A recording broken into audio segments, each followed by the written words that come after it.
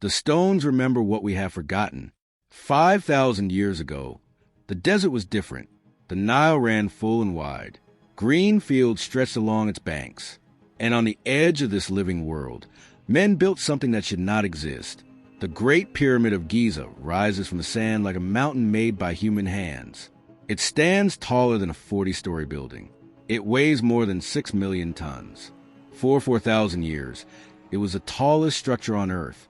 No building came close. And here is what makes your mind stop.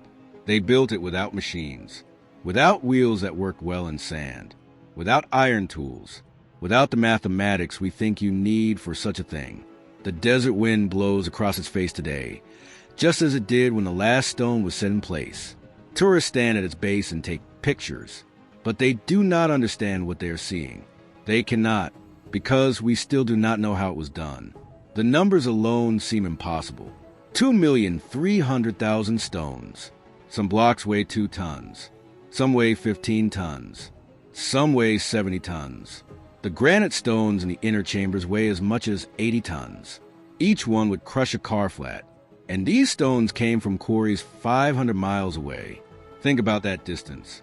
500 miles. Through desert. Against the current of a river. Before trucks. Before trains. Before roads as we know them. The pyramid is not rough work. It is not crude. The base is leveled to within 1 inch across a space longer than 3 football fields. The sides align almost perfectly with true north, south, east, and west, more perfectly than most modern buildings. The stones fit together so tightly that you cannot slide a piece of paper between them. No mortar holds them. Just weight, just precision, just stone against stone, so exact that they have stood for 50 centuries while empires rose and fell and were forgotten.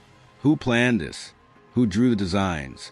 The pyramid contains shafts that point to specific stars, chambers that align with the sun on certain days, passages that create echoes and patterns, rooms that remain cool when the desert burns.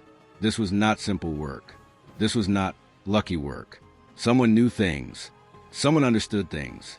And we are not sure what those things were. The standard explanation says it was built in 20 years. That is what the ancient Greek historian Herodotus wrote, recording stories told to him by Egyptian priests 2,000 years after the pyramid was built. 20 years. Let's think about what that means. If the pyramid has 2.3 million stones, and it was built in 20 years, the workers would have to set one stone every 2 minutes. Every 2 minutes. For 20 years. Working day and night without stopping. Without mistakes. Without breaks. Without delays for weather or festivals or the flooding of a Nile. Does this sound possible? Does this sound like something humans could do with copper tools and wooden sledges? Some stones came from nearby. These were limestone, softer, easier to cut. But the granite stones came from Aswan, so far south that the journey would take weeks. How did they move these giants? We have found no ancient cranes, no pulleys strong enough, no wheels that could roll through sand. We have found paintings and carvings that show men pulling stones on sledges. Hundreds of men, thousands of men, ropes and sweat and sand. But where are the ropes that could hold such weight? Where are the sledges that would not shatter? Where are the paths worn into bedrock by centuries of dragging? The desert keeps secrets, but it also keeps evidence. And much of the evidence is missing. Some experts say they used ramps. Long ramps that spiraled around the pyramid as it grew. Ramps made of mud, brick, and rubble. This sounds reasonable until you do the mathematics. A ramp tall enough and gentle enough to drag 70-ton stones to the top would have to be a mile long. It would contain more material than the pyramid itself. Where did all this material go? Where are the remains of these massive ramps? We have found small ramps, but nothing that could lift the heaviest stones to the highest places. Other experts say they use internal ramps built inside the pyramid itself. Clever idea, but we have looked inside with modern technology. We have used cosmic rays to see through stone. We have sent robots through tiny shafts. We have not found these ramps. Still others say they use machines. Wooden machines, levers and counterweights, devices that could lift incredible weight with the right design. Ancient engineers were not stupid. They solved problems. They invented tools. but what does not last 5,000 years in any climate. The machines, if they existed, are gone. All we have are the stones they lifted, and the silence of how. The mystery grows deeper when you look inside. The king's chamber sits in the heart of the pyramid. Its ceiling is made of 9 granite slabs. Each slab weighs 50 tons. They span the width of the chamber and support the weight of the pyramid above. Above these 9 slabs are 5 more chambers, each with its own ceiling of massive stones. These chambers exist for no clear reason except to take weight away from the king's chamber below. This is engineering at a level that makes architects today feel humble. The walls of the king's chamber are made of granite blocks fitted together with almost no gap. The floor is level. The corners are square. The measurements follow patterns that suggest the builders knew about pi, the golden ratio, and the size of the earth. Some of these facts might be coincidence, but when coincidences stack up like pyramid stones, you begin to wonder.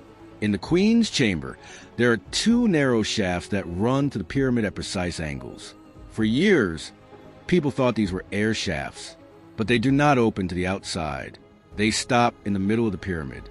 They point to nothing visible. Or do they? When researchers calculated the angle of these shafts during the time the pyramid was built, they found something strange. The southern shaft pointed exactly at the belt of Orion. The northern shaft pointed exactly at the pole star of that era. These were not random holes in stone. These were engineered views of the sky. The pyramid was a map of the heavens, locked in stone, pointing to stars. Why would builders do this? What purpose did it serve? The pharaohs believed the stars were the realm of the gods. They believed the soul traveled to the sky after death. Perhaps these shafts were roads to the spirit. Perhaps they were something else. We can only guess. Outside the pyramid, 3 smaller pyramids stand in a line. They are called the Queen's Pyramids. When you look at them from above, their placement matches the 3 stars in Orion's belt. This pattern is not unique. Other pyramids in Egypt line up with other stars. The Nile itself flows in a path that mirrors the Milky Way. The ancient Egyptians called the Milky Way the Heavenly Nile. They built their world to mirror the cosmos. As above, so below. This was their belief. And they built it in stone so large that time itself cannot erase it. Who were these people? The workers were not slaves, as old movies suggest. We have found their villages. We have found their graves. They were paid workers. Farmers who came during the flood season when their fields were underwater. They were fed. They were housed. They were buried with honor when they died. Their tombs are modest, but they are near the pyramid. They wanted to be close to the great work they built. This was not forced labor. This was something else. Pride, perhaps. Faith, perhaps. A sense of building something that would touch eternity. But even with thousands of willing workers, the task seems impossible. The precision seems impossible. The speed seems impossible. And yet it was done. The pyramid stands. It is not a myth. It is not a story. It is stone and weight and geometry that refuses to fall. Modern engineers have tried to recreate the construction with ancient tools. They have failed, or they have succeeded only on a tiny scale, with far fewer stones, far less weight, far less precision. When you give them modern tools, they can do it. When you take the modern tools away, the work stops. The stones do not move. The pyramid does not rise. And this is the heart of the mystery. If we cannot do it now with all our knowledge, how do they do it then? Some people prefer wild explanations. Aliens, lost ancient technology, magic. These ideas are easy to dismiss. But dismissing them does not answer the question. The pyramid still stands. The mystery remains. Perhaps the answer is simpler and stranger. Perhaps humans 5,000 years ago were not less intelligent than us. Perhaps they were just as clever, just as capable, just as determined. Perhaps they knew things we have forgotten. Perhaps they saw the world in ways we no longer see it. Perhaps they had time. Real time. Generations of time. Time to think. Time to plan. Time to build. We live in a fast world. We build in months and years. They built in decades and lifetimes. They passed knowledge from father to son, from master to student, from one generation to the next. They refined their methods over centuries. The Great Pyramid was not their first attempt. It was the peak of a long tradition.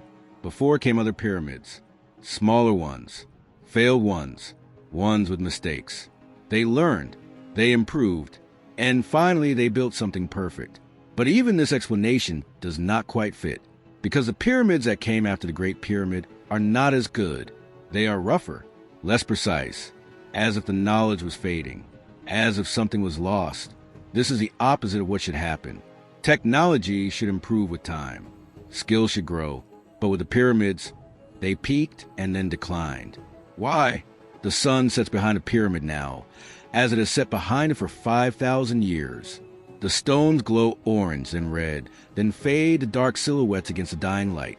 The tourists leave, the desert grows quiet, and the pyramid remains. Silent, huge, impossible. It is a question made of stone, a mystery that weighs 6 million tons, an achievement so great that it makes us doubt ourselves. We have been to the moon. We have split the atom. We have built computers that think. But we cannot fully explain how ancient people, with none of our tools, built something that still makes engineers shake their heads in wonder. Maybe that is the real purpose of the pyramid. Not to be a tomb, not to be a temple, not to point to stars, but to be a reminder, a message from the deep past, a voice saying, you do not know everything. You have not figured it all out. We were here. We were human like you, and we could do things you cannot imagine.